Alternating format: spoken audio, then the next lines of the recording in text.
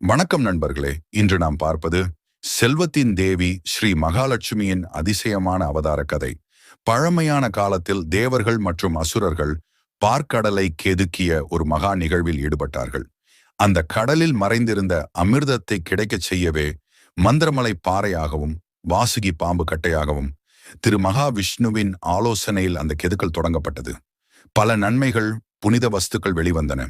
ஆனால் எல்லாவற்றையும் மிஞ்சிய ஒரு தேவி ஒரு தங்க ஒளியுடன் ஒரு தாமரை மலரில் தோன்றினாள். அவள்தான் ஸ்ரீ மகாலட்சுமி.